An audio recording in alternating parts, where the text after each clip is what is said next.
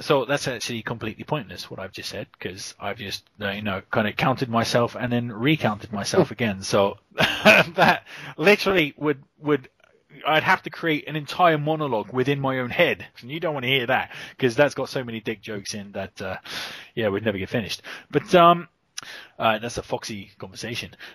My God, I'm rambling and I haven't even started in what makes the film great.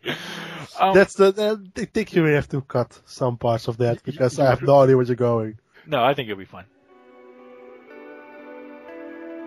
I'm going to start this section again completely. I think that's a good idea.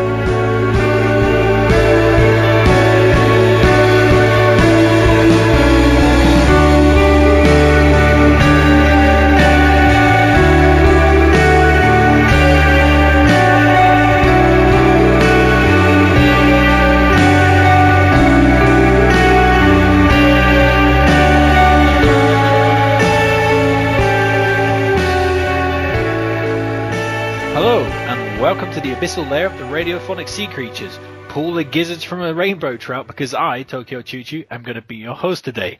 And with me, as always, are two guys who can easily make a real-life replica of Sheogorath Wabberjack out to use chopsticks and duct tape. It's Human Metal and Brack. So, Human Metal, how are you? Fine, I guess. How are you, Brack? I am a bit sick. And I think it's because... living under the sea isn't really good for your health. No, but all the salt water, I heard that's great for your skin and everything. I would say, you could smoke medicinal weed, but I think it's pretty hard to smoke under the sea. So he'd be shit out up there too. I maybe that's in the deleted scenes of Little Mermaid. Well, they do have a lot of seaweed down there, I suppose. Oh, God. You did not just do that. I see what you did there. That was on Daniel Kaiser level, almost. No, I think that was definitely sub Daniel Kaiser. So, Human Metal, what have you got on the docket this week? Well, besides of being disappointed that there's no PS3 demo for the new Guilty Gear game, because I've watched like a few match videos and tutorials. The game is coming out in the US, like on the western side of things, on December the 16th, I believe. And yeah, it's coming out for PS3 and PS4. And I like the Guilty Gear series, and the new game looks super tight. When I heard it was being, done in the Unreal Engine, I was like, does that lend well to that, super anime style with the cell shading and everything? Oh, it does. The game looks so fucking amazing. It's fantastic. Like, the animations, the color palette, like everything. It looks super bright. It looks super shiny and, fantastic. Like, anime come to life. I love that shit, and yeah, I definitely want to check the game out.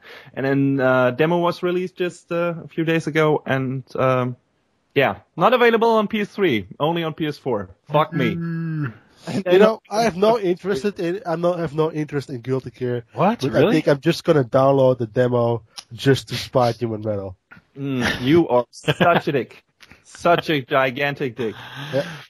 I'm starting my PS4 right now. Fuck like you, we're talking. Really? Come on. Yeah. I'm putting him in the basket. What have I ever done to you? Really? I have you both beat, because firstly, I have a giant dick, and secondly, I'm going to actually download and play that demo, because Guilty Gear is awesome. I mean, it was always a really fantastic fighting game. So and I agree with Human Metal. I've seen videos of the new Guilty Gear, and it looks beautiful. It really does. It kind of reminds me of a little bit like do you know BlazBlue? That was a pretty great fight game. Yeah, it's the same. It's from the same studio, right? I mean, it's from Arc System Games, and they did Guilty Gear first, then they switched to BlazBlue for the past years, did a Persona fighting game in between, and now they're back to Guilty Gear with Guilty Gear Xrd. I remember I used to think I was so amazing at BlazBlue.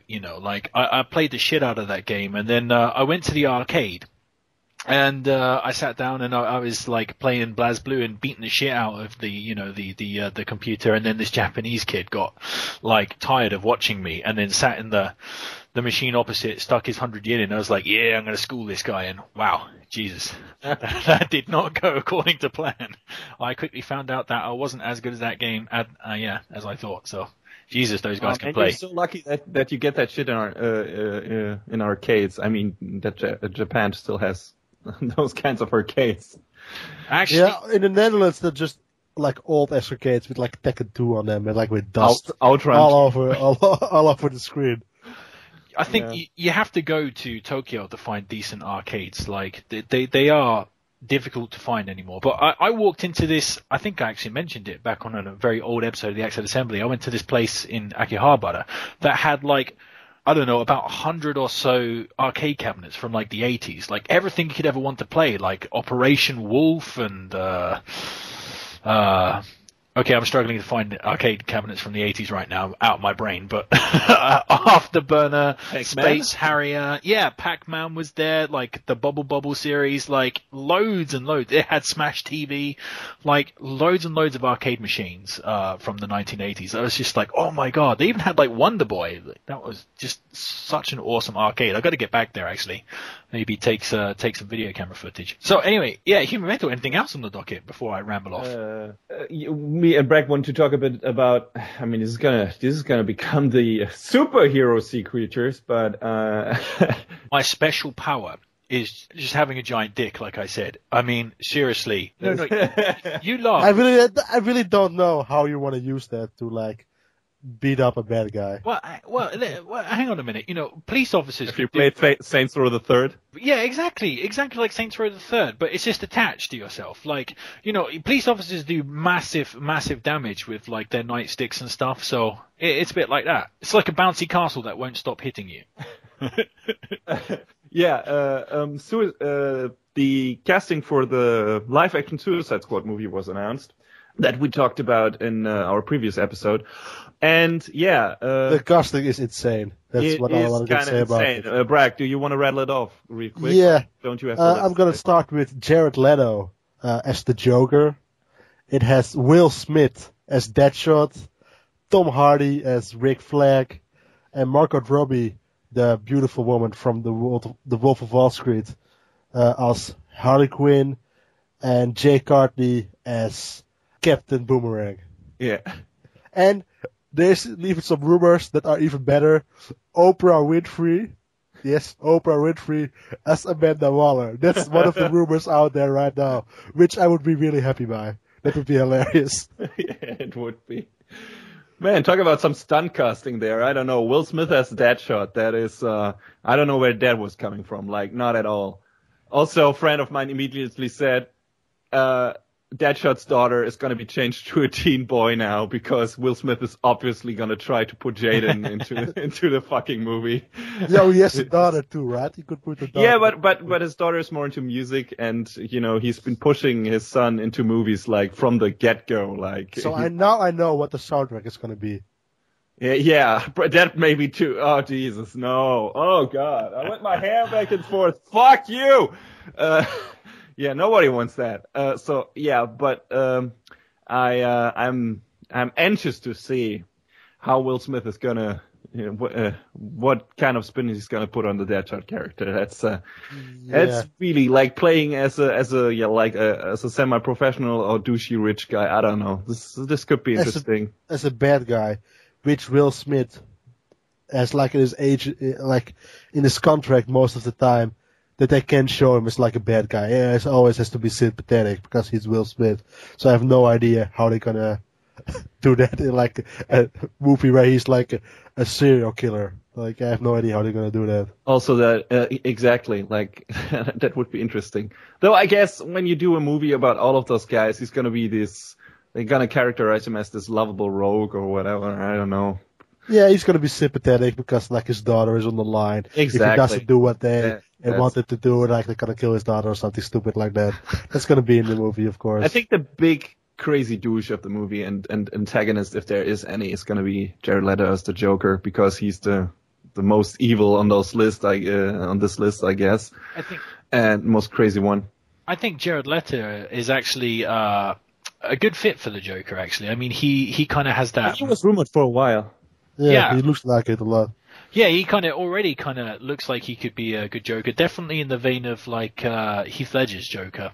Also, the beautiful girl from The Wolf of Wall Street. Wall Street, yeah. I think she was born to play Harley Quinn. Just like when I think of her face, just bang, and I imagine Harley Quinn. And that voice is kind of annoying, but it fits perfectly with Harley Quinn. So yeah, that's going to be great.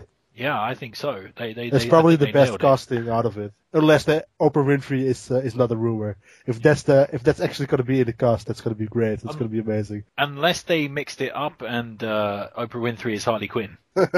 Oh God, Oprah Winfrey is going to be Captain Boomerang, of course. I'm wondering though if instead of Boomerang, she throws hope. Oh God, I wonder if Tom Hardy is not too fresh in people's minds from Dark Knight Rises to cast him as a new DC villain. I don't think so, because nobody recognizes him in the Dark Knight Rises. Yeah. Oh, because he's not wearing a mask now. Yeah, he's actually using his real face in this movie. Yeah, and hopefully not the same voice. That would be totally weird.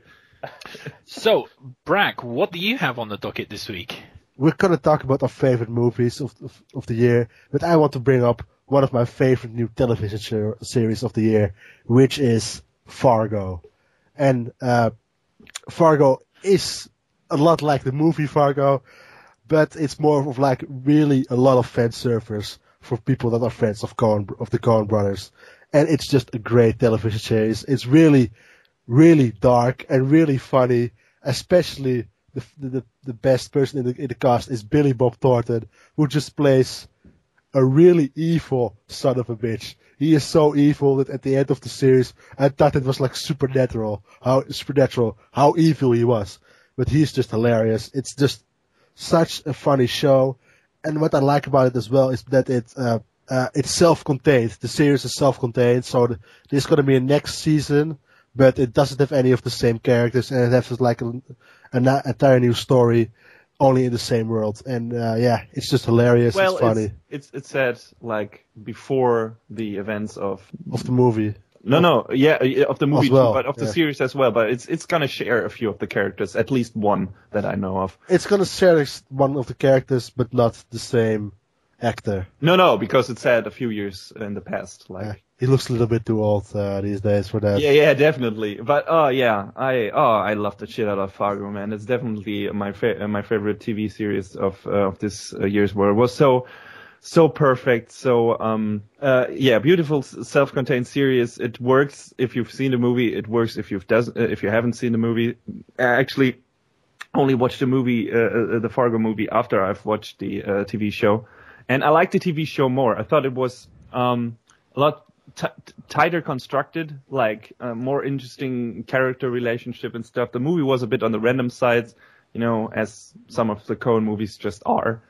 In terms of storytelling. And I like that too, but I don't know, in the movie it just was a bit too heavy on the random side for me.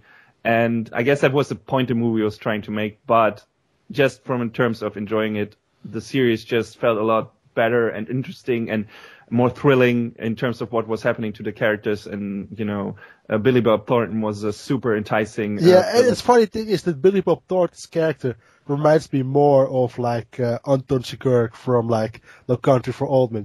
Yeah, definitely. He's just a force of nature almost. Yeah, how definitely. Evil he is, and it's hilarious.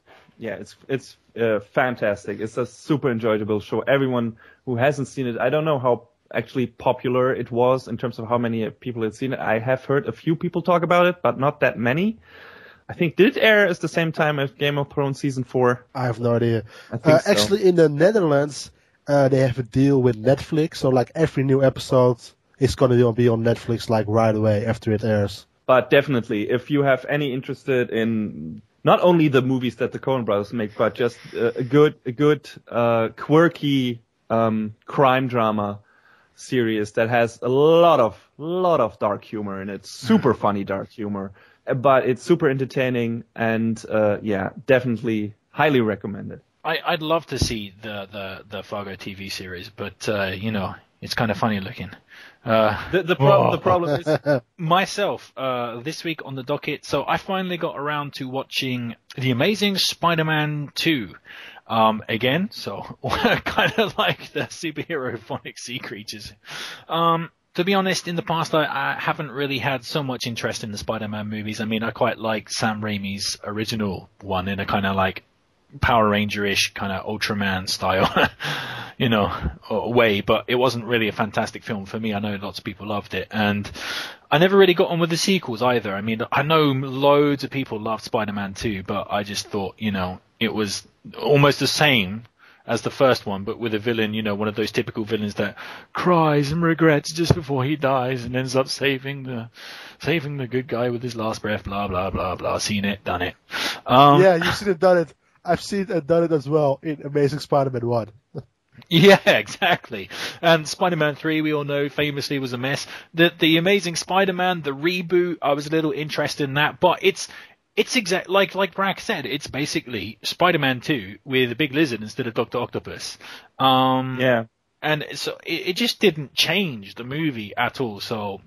And I thought the CG in that film was a bit off as well. That the big lizard guy was just, His face was super weird.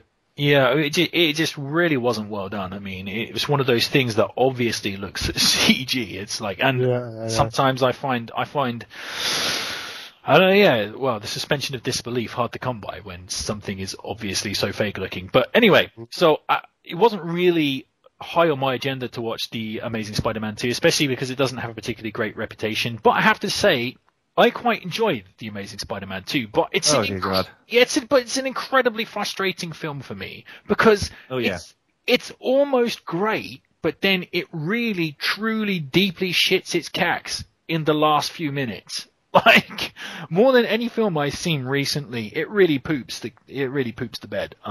But I think many things were great about that film. I think the relationship between Peter Parker and his girlfriend was pretty well done. The whole thing with his, an investigation into his father's work was completely, totally fucking pointless, and I don't even know why that was in the fucking movie. But never mind. I thought the scenes where Harry Osborn and Peter Parker were excellent, and Harry Osborn's descent, to become the Hobgoblin. Oh, spoiler alert! All three scenes where Harry and Peter talk with each other. Those 3 scenes were excellent. Yeah, I think so. They had very little time, but it already built up that kind of relationship quite well. And I think the guy who plays Hobgoblin when, he has his dealings with the company, dude, those are some cool ass scenes, man. Those are just awesome. But this movie in the last 10 minutes decides it desperately really wants to be Spider-Man 3, actually. And then, it just crams about six movies of Spider-Man into the last 10 minutes. And I don't know, it felt really rushed and completely wasteful of several main characters in the Spider-Man universe. And also, they are trying to set up that new movie with all the villains. That's it, but it was so fucking crass in its sequel baiting, though. It was so crass in its promotion of something else. It was so obvious. I think it's the Sinister Six or something. Yeah. It sounds like a better idea than the Aunt May movie. I have no idea if you've heard about that. They want to make a prequel movie all about Aunt May. It's just one of the stupidest things I've ever heard. So I know you guys are fucking gagging to disagree with me that Spider-Man had any scenes worthwhile in it. So that's not true at all. Actually, I don't disagree completely, but it wasn't great. I liked some of the same stuff you liked, but it was just such a big mess in general. They didn't know what they wanted to do. The film is so super frustrating for me just because, like you said, there are scenes in there that are worthwhile and that are well made. And I like that. Like you, I like the Harry Peter stuff. Even though the Harry Peter, not the Harry Peter. Right. It's Harry Potter, but it's Harry Potter's brother, Harry Peter. Right. That doesn't even make sense. There were good scenes in there. Even the short scenes between Peter and Harry were well made, and yeah, I liked those, and and then the movie didn't know where it wanted to go in a lot of scenes, so really, really divisive movie. It gave me a emotional whiplash because I hated it in certain scenes very much, and I liked it very much in other scenes. And yeah, very frustrating, very, very frustrating movie to me. I think we can all agree that in some form, everybody, I think, found it a little frustrating, at least on this podcast. And speaking of movies, we have a lot more movies to discuss, so we're actually going to wrap up the shallows and move into the depths.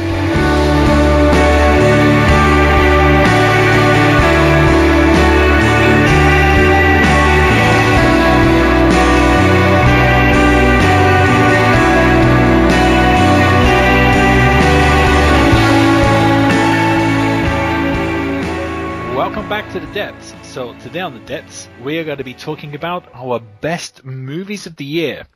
So each person has chosen 5 movies of the year, but we're only really going to talk about 3 of them in depth. So before we start, we're actually going to give our honorable mentions, which come in places 4 and 5. So we're going to go in a kind of round robin type situation, and we're not going to spend too much time on them, but yeah. Human Metal, why don't you tell us, what's your first honorable mention in the movies of the year category? Oh, I'm gonna immediately ruin your your nice structure you set up there, because I'm just gonna because I have 3 movies that I'm just gonna rattle off in quick way. And those are 2 they're all animated movies. What a complete bastard Human Metal is. Yeah. I love to ruin things. They call me the ruiner, or ruin guy if you want to go by Final Fantasy. I tell you what, the Ruiner, literally the funniest named car in Grand Theft Auto, the Ruiner. It makes me laugh every time I see that fucking car name, the Ruiner. There, that's my new nickname now. Glad it has a video game reference. All right. The Ruiner. Okay. My runner-ups for my top list are How to Train Your Dragon 2, Frozen, and the Suicide Squad direct to DVD or Blu-ray movie, so to speak. And yeah, the first 2 obviously released by DreamWorks and Disney respectively, the big summer movies of the year. And I love those movies very much. So yeah, super entertaining movies, super fun. I think How to Train Your Dragon 2 is not as strong as the first one. But it's still super entertaining, funny, looks great. Frozen, not much to say about that. It's a super interesting spin on the whole Ice Princess storyline and stuff. Yeah, loved it very much. Loved the sister dynamic. It's a super fun movie. Disney main studios have basically taken Pixar's place now, I guess. Yeah, and the Suicide Squad animated movie doesn't really fit with those other 2 because it was not a cinematic release and is kind of low budget, but also a super entertaining movie. Super violent, ridiculous, funny, not your typical superhero movie, but definitely recommend it if you're into that, if you're into superhero stuff. And yeah, it's super fun, super raunchy, and totally crazy. I love it. I hope the live action movie will be comparable to that. I doubt it, but yeah, it should definitely aspire to reach those heights. Oh man, this year was the first year I watched How to Train Your Dragon, the first one. It was absolutely amazing. So I'm really looking forward to watching the second one. I'm kind of sad to hear your opinion that it's not as good as the first one. So that kind of sucks. That doesn't mean it isn't. It's still good, and yeah, exactly. I think it actually looks a little bit better, especially one of the people that worked on it, like on the is Roger Deakins, who is like one of the best cinematographers in the world. And now I have to run because there's a package at the door. Sorry, guys, I have to run. Talk about yourselves. Don't leave me. So while Brack goes to get his extra large box of condoms, of which he will never use one in his entire fucking life. I don't mean entire fucking life, actually, because he's going to have no fucking in his life. That's what I was getting at. Maybe smuggle weed at an airport or something. What, in condoms? Ah, yes! Yeah. Rectal repositories. Exactly. But I have a love-hate relationship with Frozen. No, wait. That's not entirely true. I have a hate relationship with Frozen.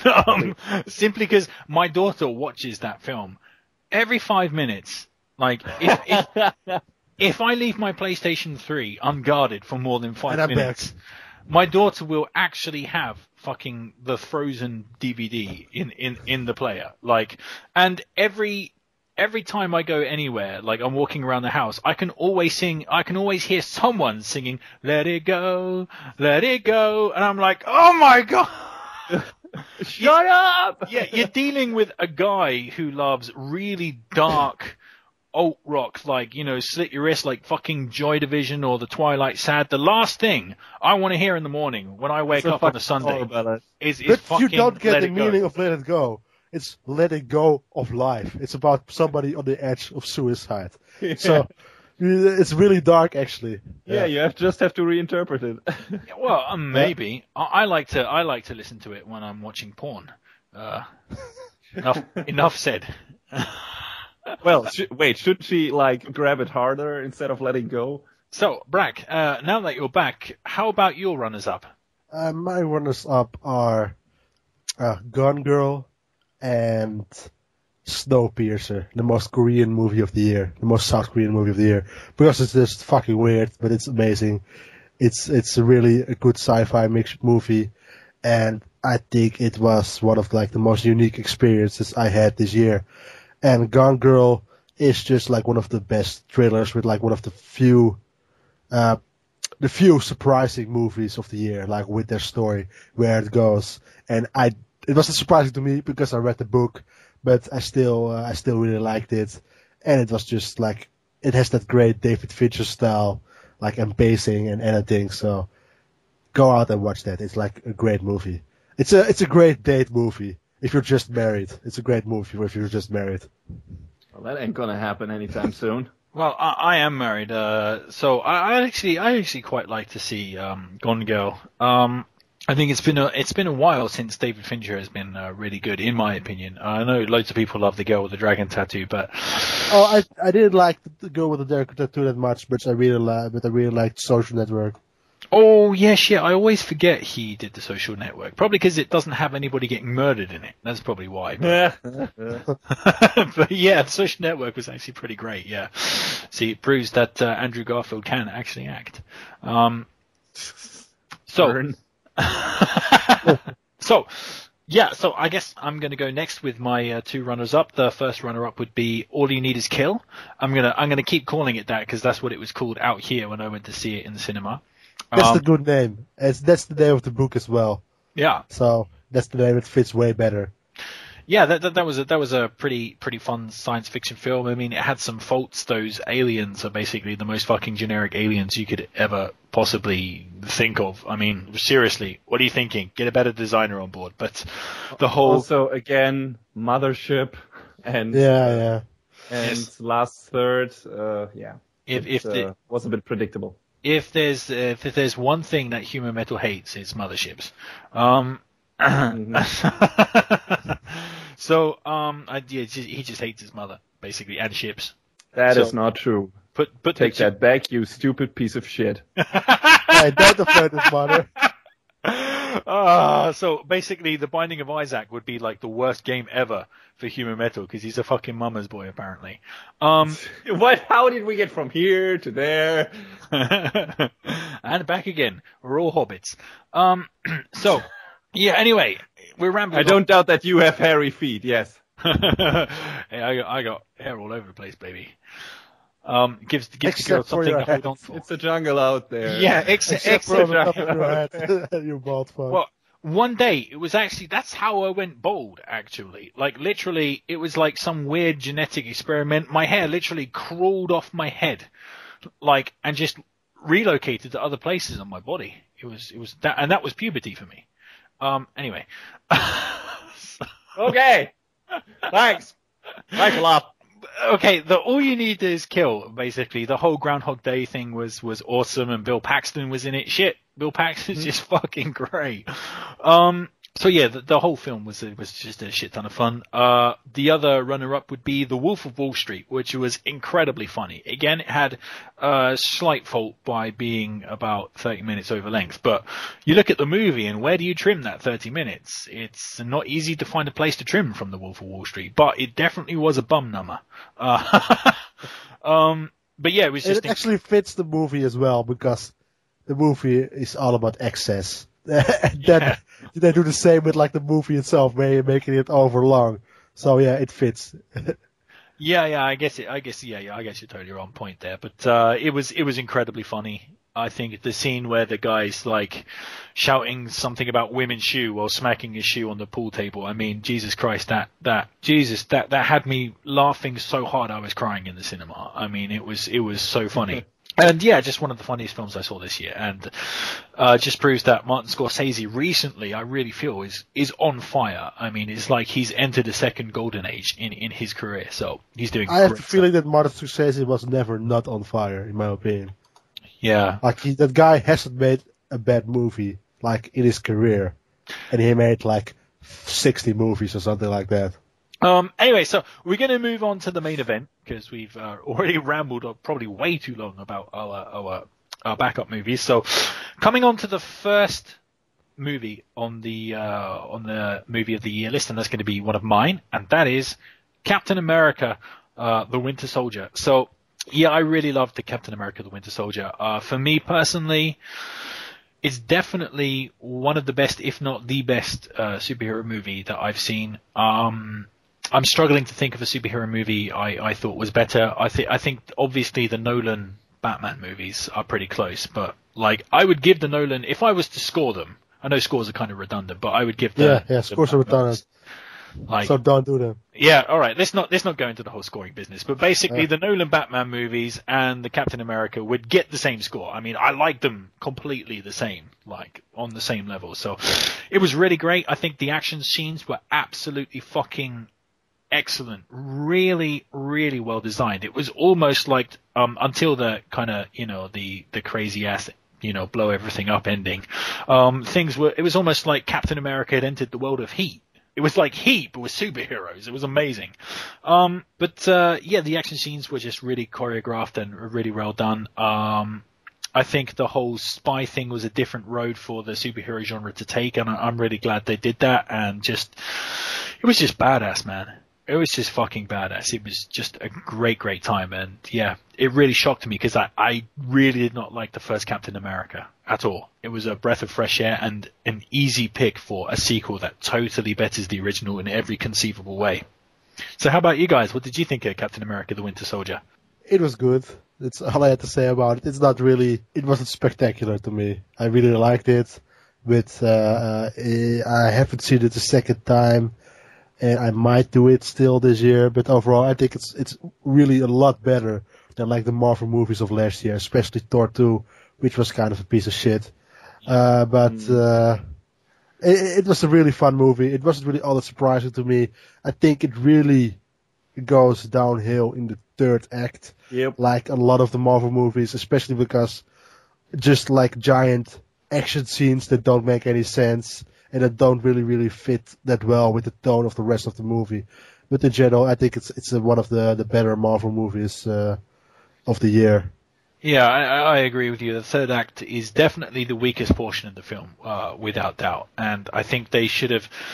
It would have been nice for them to tone it down a little bit, end it on a more of a kind of personal scale. But it's Marvel, so I think that's the general kind of modus operandi recently. How about you, Human Metal?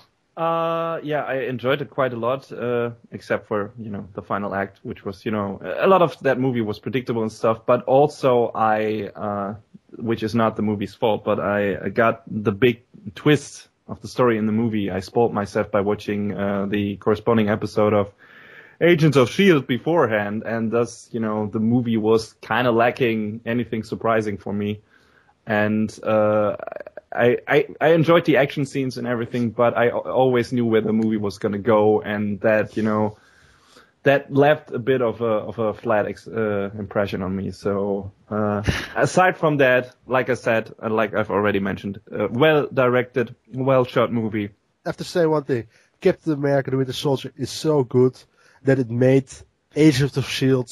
watchable. Yes. Which is a goddamn miracle. Yes, I guess for that it should be. I am getting a severe deja vu here, but yeah, we already said this one more time before. But let's get going with the next movie. So before we actually change into the superhero Phonic Sea Creatures, we have the next movie on the list, which isn't a superhero movie. Oh no, wait, it is. It's X-Men: Days of Future Past. So, whose pick was this? I think it might have been yours, Human Metal. Yes. Mine. Yes. All right, so take it away. So yeah, definitely. This year in terms of movies was like super mainstream for me. I completely skipped out on all the auteur and indie stuff and went like super hardcore comic book, mainstream, big blockbuster, whatever. And thus my selection for movies is not that creative. And the third one is X-Men on my list is X-Men: Days of Future Past, a good X-Men movie, which I didn't quite come to expect. I mean, First Class was okay to me, but I was not that fond of it. I liked some scenes here and there, but it left not a big impression on me when watching a movie theater. X-Men: Days of Future Past, on the other hand, I really liked. It was like stuck to the brim with fan service for people who watched the earlier parts. It had super fun characters, a storyline that kept me guessing where it was going with it. It was it had a more personal note with, the relationship between Xavier Xavier and Magneto and Mystique. Mystique was a very important character in the movie. I like that. A Quicksilver was a riot. Everyone liked him. So me too. That's definitely one of the most fun special effect sequences this year. Yeah, I hope it will be in future movies. I don't know it. Even though he is so overpowered in that movie that if they just kept him with them, that movie would be over in half an hour. Isn't he isn't he going to be in the new Captain America Avengers. film or Avengers film? Yeah, Avengers too, but he's going to be a different actor and probably a different characterization because it's a different universe, the Marvel Cinematic Universe, and not what the X-Men universe set up. So he's probably going to be a lot different. I think it's the guy who plays Kick-Ass who's going to play him in the new Avengers film. But yeah, in this movie it was super fun, and probably the best thing about X-Men: Days of Future Past is that it completely retconned X-Men 3 out of the storyline. But it's also retconned X-Men of the Wolverine, which I actually kind of liked, that movie. So that's a shame. Well, a lot of people didn't, I guess. Maybe that's why they included that. So I liked it a lot. It was my second favorite superhero movie. As a little spoiler of what might be further up on my list in this year. And I didn't expect it to like it that much, actually, because, like I said, troubled history with the X-Men movies.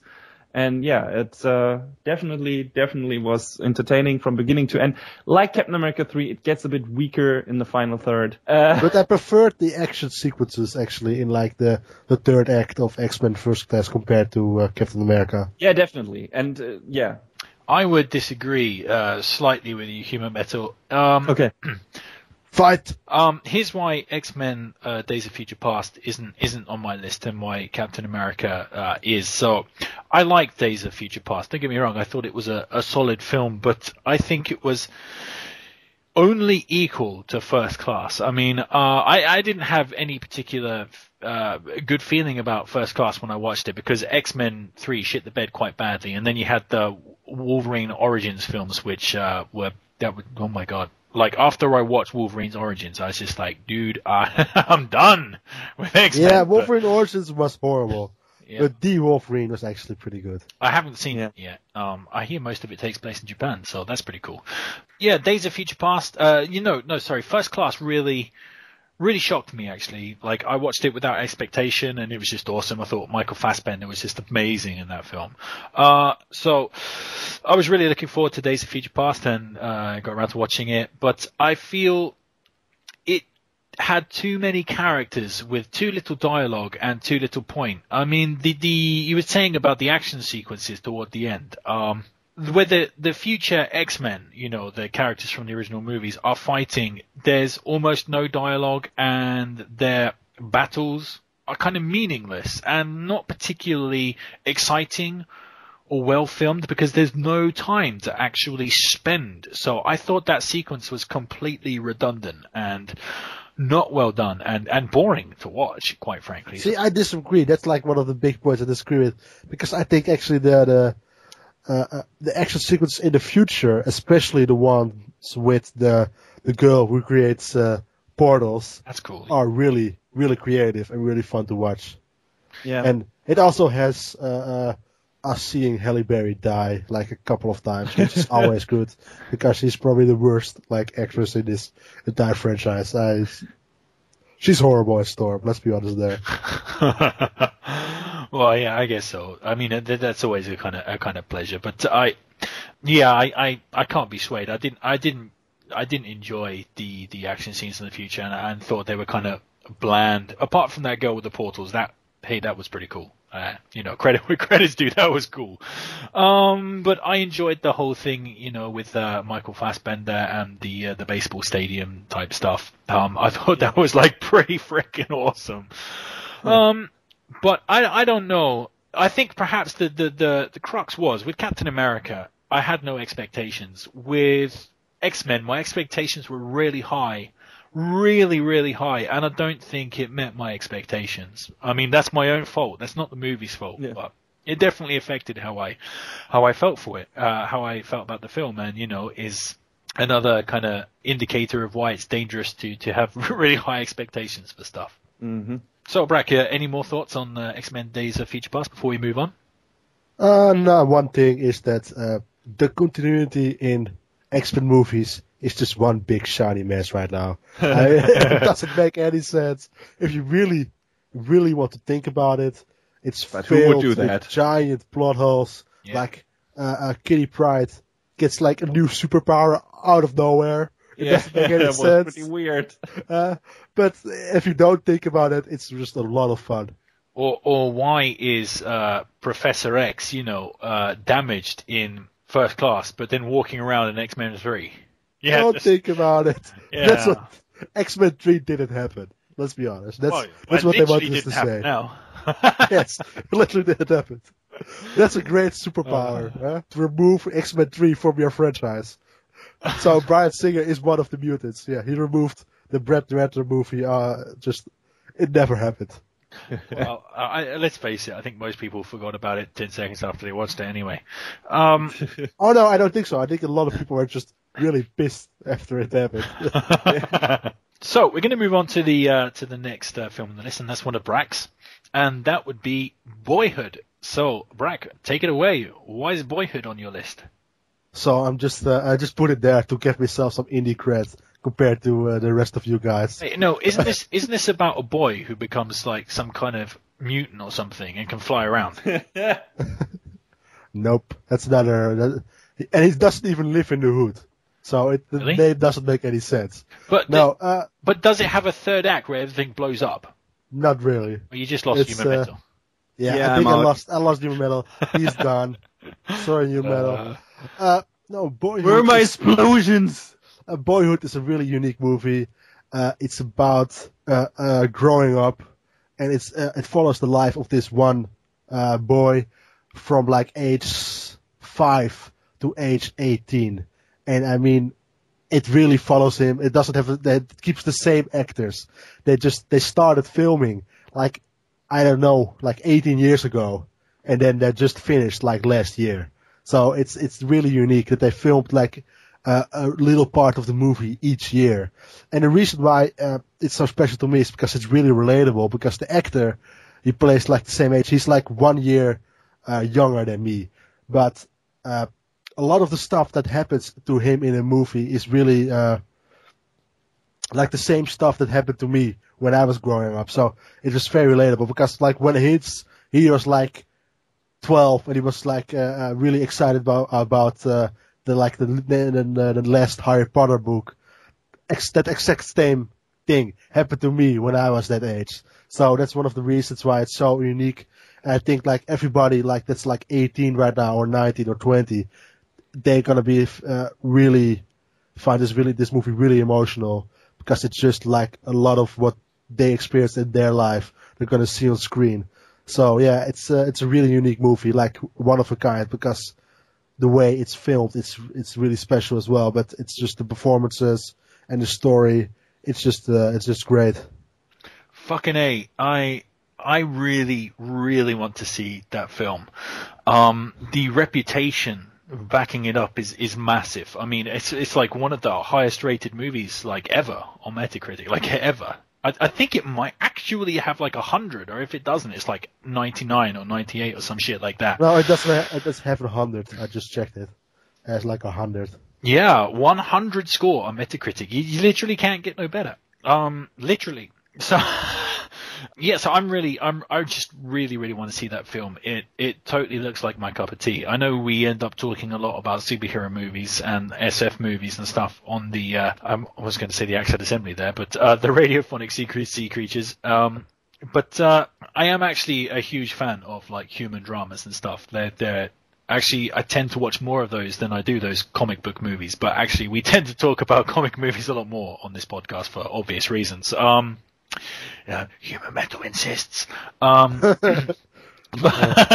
holding a gun to your head. Yeah, he has us locked up in the basement, and we get out like every week once to record like a new episode, and then he locks us back up in the basement. Costumes. He comes marching down to the basement, and he's like, "What are we talking about today? Let's have a look. Midnight in Paris? Nope, none of that shit.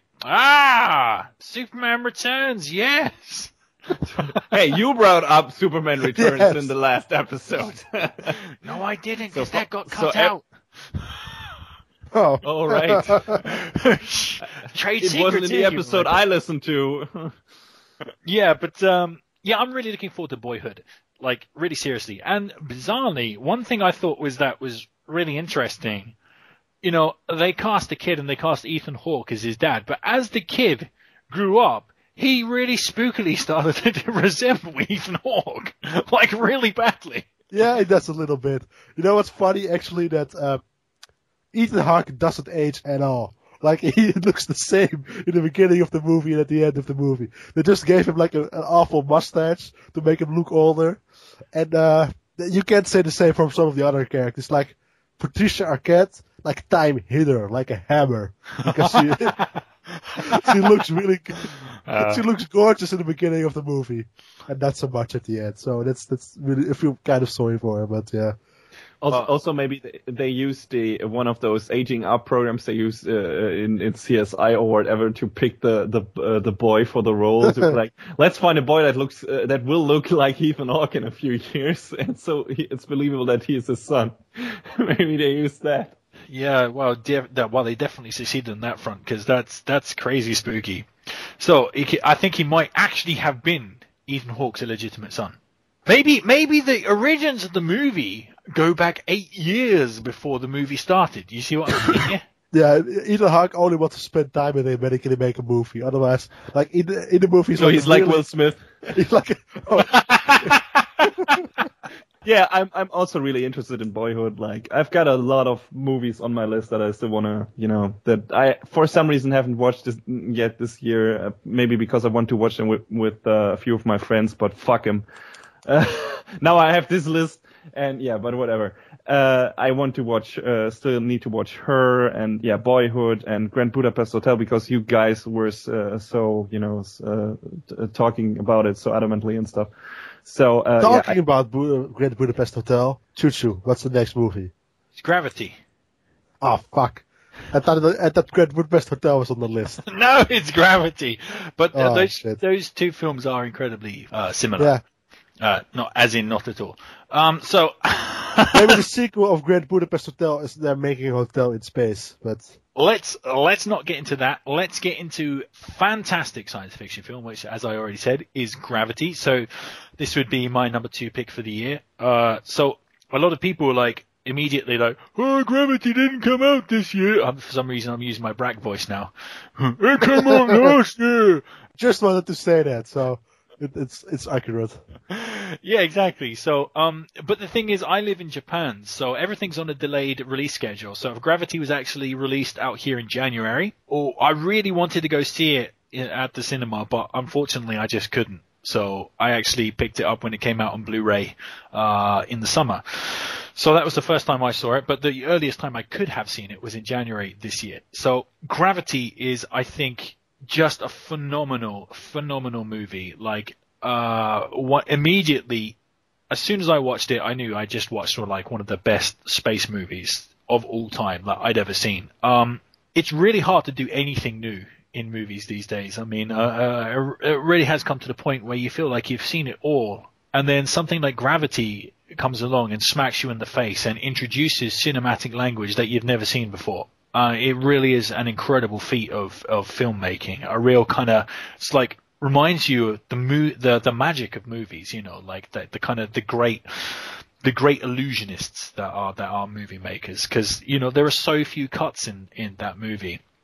It's all done with trickery, but it really seems like it doesn't cut, and that really immersed me in the movie, and like much more than usual, to the point where the action scenes, you know, where they come and like all the debris is going over, I was actually like dodging out the way of debris in my seat. It was phenomenal as a piece of pure spectacle. Like there was nothing quite like it. It was absolutely fantastic. Of course, it does have some small problems. Some of the character beats are a little thin, to be fair. But that doesn't really matter when you have something that is so fantastic visually and so pulse-pounding and exciting and, yeah, just totally, completely fresh and new. Just fantastic. I think it will be a while until they beat that in the science fiction department. Of course, I haven't seen Interstellar yet. Yeah, which I just wanted to say that. We'll get into in a very Those short. are two completely different movies. Yeah, so. they're completely different. But there's one thing that's very similar, is that they're really experience. I watched both movies in like IMAX, and seeing Gravity in IMAX is just amazing. Oh, okay. It's just so immersive, and it's like one of the most, like, visually, it's just so beautiful. Like, it really, it's hard to find the words for it, because that movie is really gorgeous. Of all movies I think I've ever seen, Gravity is the one movie I want to punch myself in the fucking face for not going to the cinema to see it in IMAX in 3D. I just want to punch my fucking face for that.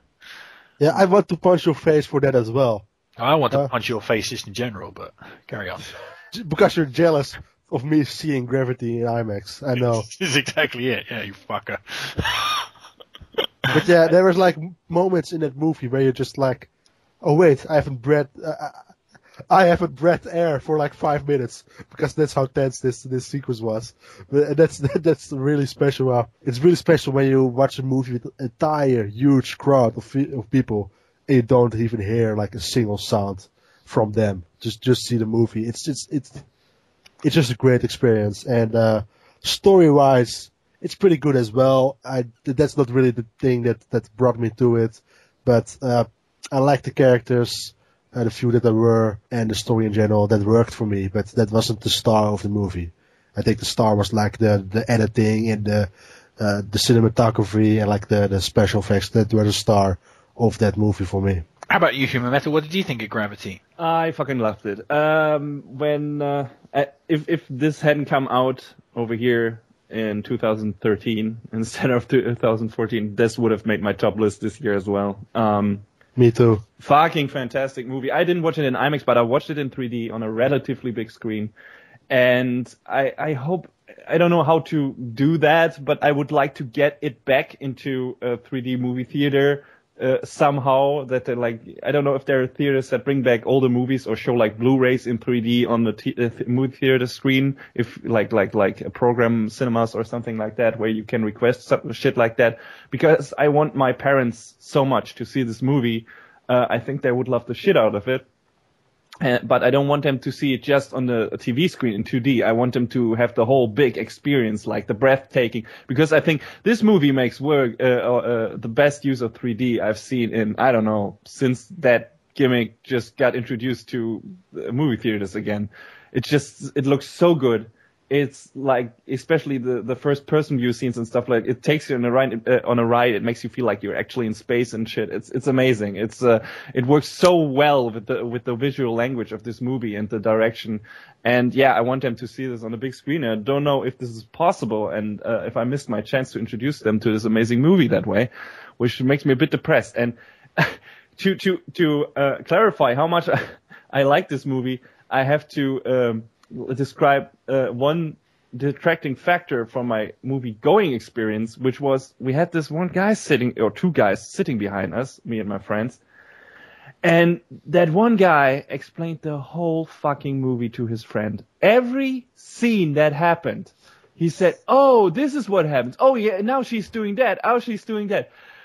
I was like, horrible. I was trying to immerse myself into a movie over and over again. I was too busy doing that to just turn around and yell at the guy, "If your friend is too stupid to get this movie on his own, get the fuck out of this movie theater, you piece of shit!" So bad. And he turned around and he noticed that it's like somebody with a mental illness, and it was really awkward. Yeah, probably. Or it's like Human Metal hates blind people. Yeah. What the fuck are you doing in the cinema? Yes. It was just go to the cinema. I think that one guy was just a giant idiot. That's all. And he probably didn't have to explain it to his friend, but he just did. It was him realizing stuff about the movie while he was watching it, obvious stuff, but for some reason he felt the need to comment it, and was horrible. But I still love the shit out of the movie despite that. So that should tell you how strong this movie is. If something stupid and horrible like this happens, and I still loved seeing that movie. Yeah, he's like one of those douchebags who, when there's an in-joke or something, you always have one person in the cinema who, many people get that in-joke, but there's always one who decides to let everybody know that he's got the in-joke, and is sitting there going, I get it! It's like, oh. I think even worse are the people who can't cope with very emotional scenes in movies and have to crack a joke in those scenes because they feel so uncomfortable by the emotions that are thrown at them that they have to get out there some way and make a stupid joke just to ease up the tension. And I hate those people. I want to punch them in the face like, feel that emotion! Feel that emotion! Still enjoyed the movie nonetheless. I remember, for fuck's sake, I can't remember. I wish I could remember what movie it was, but I had that situation in the cinema bizarrely once where something happened that wasn't funny. It was tragic. I mean, I think it was a pretty well-respected film now, and a really tragic moment happened. And several people in the theater started laughing, and it was like, dude, that's... Like, you're totally missing the point of this movie. That is totally not an appropriate laughing moment. I mean, it's not... Maybe you were watching 12 Years a Slave. Oh, God! Those guys were racist. So they laughed. Yeah, well, during one of the slaves being whipped and they just crack up. Oh, that's amazing. Well, those people exist, sadly. No, but I'm really... the director of of Gravity also directed Children of Men, and I enjoyed that movie very much as well. So I'm really looking forward to what he's going to do next in terms of movies. The final action scene of Children of Men, that also had a long cut, that basically, a long shot, didn't it? That didn't cut. That was amazing. Yeah, it had multiple long cuts in that movie. Yeah. And it's great, yeah. Yeah, definitely. So, wait, what was the guy's name? I can't... Alfonso Cuarón. Yeah, yes. Definitely looking out for his next big project. So, keeping with the sci-fi theme, the next movie on the list is Interstellar, a movie which, personally, I haven't seen, but I am literally going to go see this Sunday. So, this was on Human Metal and Brack's list, so why don't one of you guys, I don't care which, take it away? Brack, you go first. I go first, yeah. That sounds like a good idea. Now, the reason Interstellar is on my list because Why does it sound like a good idea, just out of interest? Because you're cleverer than Human Metal? You're better than Human Metal? You prick! Human Metal, Dutch, you hear that? by default, he's better than... Yeah, I'm Dutch, so I always think I'm better than Germans. That's just a fact right there. And there's also the fact that Human Metal already talked about Interstellar on one of the last episodes. No, he didn't. Spoilers. That hasn't been heard yet, Brack. There's also the fact that Human Metal talked in one of the future episodes that are already recorded. You're boggling everybody's minds now, Brack. That's how difficult it is. see, See, you can't even understand a podcast that is about Interstellar. Yeah. That's how difficult it is to get Interstellar. Radiophonic Sea Creatures, Days of Future Past, bitches. I predict the future event. Chuchu is going to cut out this segment. I think that Human Metal talking about Interstellar went through a wormhole and into a black hole, and then it got back to like our past, and then it went to the future, and then it went to like the fifth dimension, and then it wasn't the fifth dimension, it was the third dimension, but only showed in the fifth dimension, and then it was actually people from the future. My mind is blown. Yeah, There's some Doctor Who stuff there. Yeah, Doctor Who was there, and Wolverine was there. That guy from Back to the Future was there. Alright, shut up, Brack. What did you think about Interstellar? So now I'm going to back talking about Interstellar. Now, Interstellar is kind of amazing. It's one of those movies, like with a huge budget, that's not going to be a superhero movie. It's not going to be for everybody. Nolan swings for the fences, to be honest. It's so out there, and it makes you believe in other worlds.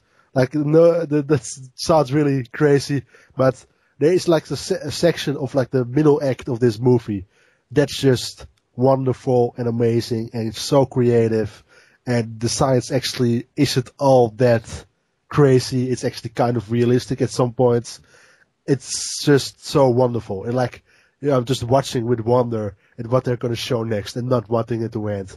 It really opens the imagination, and it's just like one of the best science fiction movies of ever, actually, in my opinion.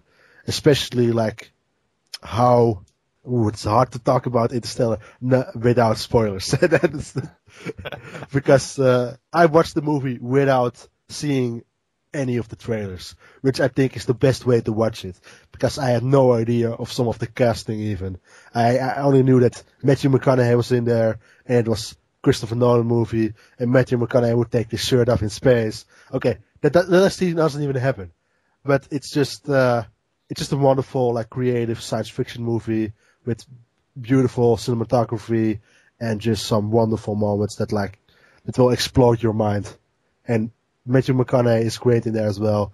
Like, Christopher Nolan movies sometimes are a bit like emotionless and a bit cold, but I don't think you can say the same thing about Interstellar, because some of the emotional moments really, really work really well, especially with like Matthew McConaughey's performance. Yeah, definitely. I like the relationship between him and his daughter, which is a centerpiece of this movie, and they do it so well, and the way they interact and stuff, it's fantastic. It's really really well acted. It's well directed, well written dialogue and stuff. I love it quite a lot, and yeah, just the whole setting, this interesting pre-apocalyptic sci-fi setting stuff. It's cool. It's big. The scale of this movie just is so fucking gigantic. Like it pulls you in immediately, because you step by step you recognize what this is about, and you know what depends on this mission that those people are going on, and it's fantastic. And even though it has some big moments in there, they're also very very important and interesting small character bits and moments in there, and just because people in this movie spend a lot of time in enclosed spaces like spaceships, there's a lot of interesting character interaction and discussion and stuff going on, and personal moments that I really enjoyed. And later in the movie, you get introduced to a bit more high sci-fi themes and stuff. And I also like that, because I think we haven't seen that, those kinds of ideas and stuff, promoted in a big blockbuster movie in a while. Not in a long time. Especially a movie that just focuses on a lot of like science fiction theories. Yeah. And, like sometimes you get like smaller movies that focuses just on one. But this focuses on like a lot of science fiction theories, and it just feels like a huge journey through like time and space. Yeah, it's kind of insane.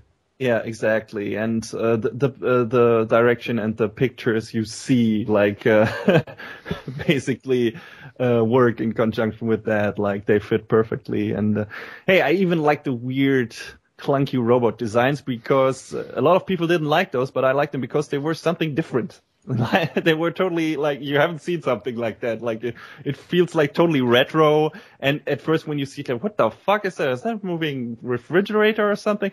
And later, oh, that's actually quite awesome and creative and imaginative and how this works. So yeah, there's so much to like about this movie. I probably have to think really hard to find anything that like bugged me about it. And I think if you're not into the whole deep sci-fi stuff, if you get turned off by that, you might not like the latter parts of this movie because they are pretty out there. But if you're not turned off by that, if that doesn't boggle your mind too much, you will probably enjoy this movie. So yeah, you guys talking about Interstellar really, really makes me like want to go see that movie that much more. That happened before, though. Don't let another Days of Future Past happen to you. You're literally confusing me now. Hey, we hyped you up for X-Men.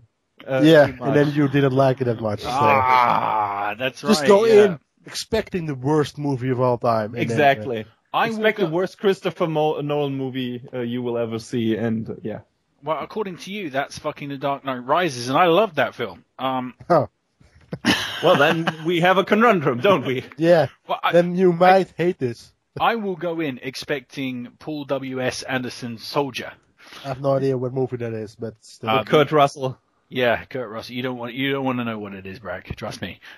Actually, Kurt Russell is in it. I know what it is. To be honest, that is underrated. To be fair, I think that gets a really bad rap. I mean, it's not a classic, but it ain't terrible. Anyway, yeah, I love geeky sci-fi, like things like Moon and Solaris, 2001: Space Odyssey. I love that shit. I love science fiction movies that give you more questions than it does answers. And I'm not saying that Interstellar does that, but especially Christopher Nolan really likes to kind of tie things up. I've noticed that about Christopher Nolan. He really doesn't quite like unanswered questions. But yeah, I'm really looking forward to Interstellar. I mean, it's a no-brainer. Like I've been gagging to see it the second it was announced. Basically, I mean, Christopher Nolan making a science fiction film. When are you not going to see that? Especially with his current form. I mean, it's just awesome. So we're going to move on to the next movie on the list, and that's actually my movie. This would be my movie of the year, and that would be The Grand Budapest Hotel. So I'm a huge Wes Anderson fan, and I think Grand Budapest Hotel is arguably his best movie alongside Fantastic Mr. Fox. Yeah, The Grand Budapest Hotel is fantastic. I really feel like it's like a Ghibli anime come to life. It has like a kind of anime villain in Willem Dafoe who, kind of basically lords it up and fucking eats the scenery whenever he's on screen. Of course, Disney bad guys don't tend to grisly murder people. Yeah, The Grand Budapest surprisingly does, which is a bit of a break from Wes Anderson's usual. So there's a whole lot of gunfire in it. There's bad guys who murder people. There's a hilarious cat murdering scene. Best cat murdering scene ever, I will say. It certainly hits my top 5 cat murdering scenes. Yeah. I think we could do a whole nother show on best cat murders in movies, but that's for another time. But yeah. Although the guy I don't think we can fit that in only just 1 hour. Yeah, you're right. We'd have to do a 2-parter on that. But basically, the Boondock Saints scene alone. Yes. I mean. Yeah, so it's just an absolutely fantastic movie. It's colorful. It's full of like really hilarious foul language. Because the main character is such like a British toff. Yeah, at the most unexpected moments, just turns into a potty mouth, which is hilarious. And it really has really great emotions. I mean, yeah, I found myself actually weeping uncontrollably during parts of it, and I just had this massive frog in my throat for like the 20 minutes after the movie finished. But that's Wes Anderson for me. Like, I find that with most of his movies. I find those movies tend to hit both my funny bone exactly. His sense of humor is exactly what I find funny, and his emotional core is exactly what I find emotional. So, like, he wins me over on those two fronts. And Grand Budapest Hotel was just fantastic on pretty much every front. Yeah, I got to say that Grand Budapest Hotel is the most Wes Anderson movie that ever Wes Anderson, because it's just so extremely Wes Anderson. No.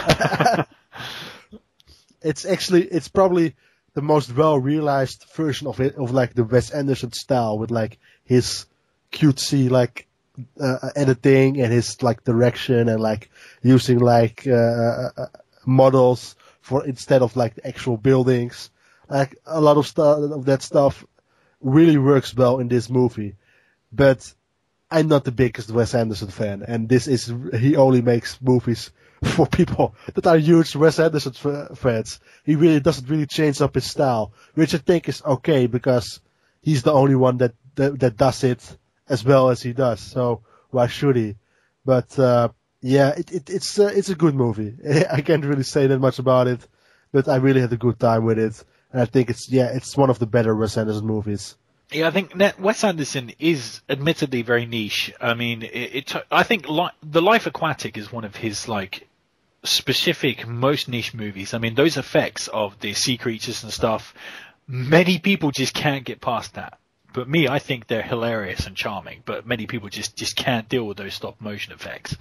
And I actually like Fantastic Mr. Fox the most out of all his movies. I think like the stop motion really works with his style. But besides that, I think like the Grand Budapest Hotel is like his second best movie he's made like in his career. So if you like Wes Anderson movies, you should totally watch it. I will, Brack. I will. I love it. Wait, hang on a minute. Again and again, because you love it that much. Yeah, I literally do. I immediately have a problem there, because I have not seen any of his movies, so I don't know if they are for me, but I definitely want to check out Grand Budapest Hotel, just because it comes so highly recommended by you guys. And Bragg, even though he's not the biggest Wes Anderson fan, says he at least enjoyed it, so that's reason enough for me. So I will check it out. It was one of the movies I considered on like my top 10 movies of the year. So it's a great movie. It's one of the best of the year. Well, then it's on my to-watch list now. So that brings us on to the actual, I guess, official Radiophonic Sea Creatures movie of the year, because it was voted by both Human Metal and Brack as movie of the year. I personally haven't seen it. And that would be Guardians of the Galaxy. Sorry, I want to throw in an anti-audience moans. No, hang on, that's not an empty audience moan. I mean, you got to do it properly if you're going to do it. You got to. No, not a sexual one. An annoyed one.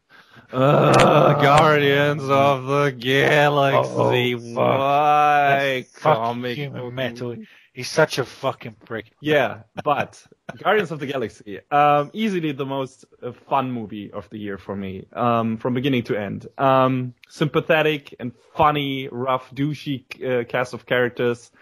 I loved every scene with Groot and Rocket in it. It's fantastic stuff. We haven't had good looking space movies in a while, except Gravity. But Gravity is super realistic. I mean, like in terms of space opera and getting some interesting, really out there visuals.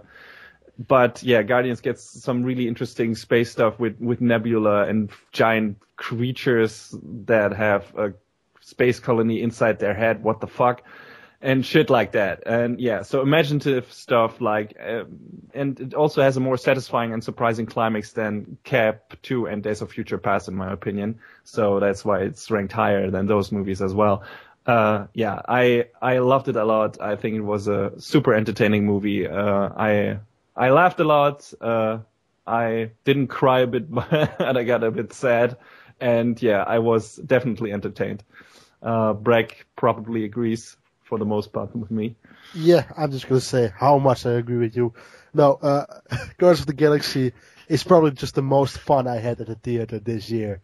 It's hilarious. It's funny. The characters are really great. The action is great. The visuals are great. I actually watched this movie multiple times in IMAX. That's how much I liked it. And I'm gonna watch it again when it hits Blu-ray, even if I think it already hits Blu-ray, but I'm gonna buy the Blu-ray as well. Because it's just like, probably like entertainment level, it's probably like the best movie of the year. It's extremely entertaining, and there's not even one slow moment in the movie. Just every single moment is just something interesting is happening. Or funny.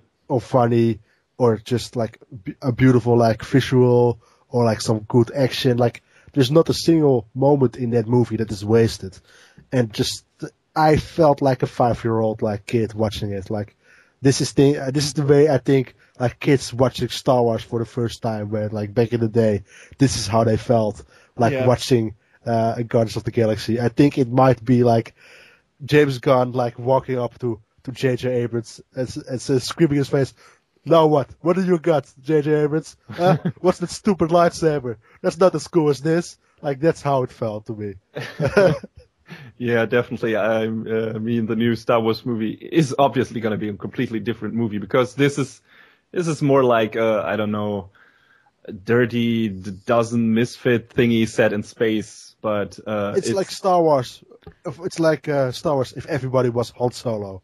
That's that's a single a really douchey Han Solo. Because to be fair, the characters in these movies are, well, assholes, but they're funny assholes and they're sympathetic assholes. Assholes can be sympathetic, but it's not all of them are assholes. Yeah, Groot is pretty right. Groot is no asshole. I'm sorry. Yeah, they're super likable, even though they are douchey to each other. But there's just the way they interact and their dialogue is written is so endearing for you as a viewer, in my opinion. And yeah, I watched it twice now, and I'm definitely gonna watch it again soon. So I'm in the same boat as Bragg. Haven't gotten enough of this movie yet, so we'll see when that happens. Yeah, and I myself will absolutely definitely see it at the earliest opportunity, which will, I guess, now will be the Blu-ray release. Yeah, and I'm just really looking forward to that. It always looked like a ton of fun, and I've heard you guys talk about it a bunch of times, and it's so exciting. So, yeah, that's our opinion on the movies of the year. But what's your opinion, oh valued listener? So sound off in the comments section and tell us what's what. And with that, we've actually come to the end of this week's trip down to the ocean floor. So please join us next time we decide to clam bake in the Yellow Submarine. Until then, this is the Radiophonic Sea Creatures tuning out.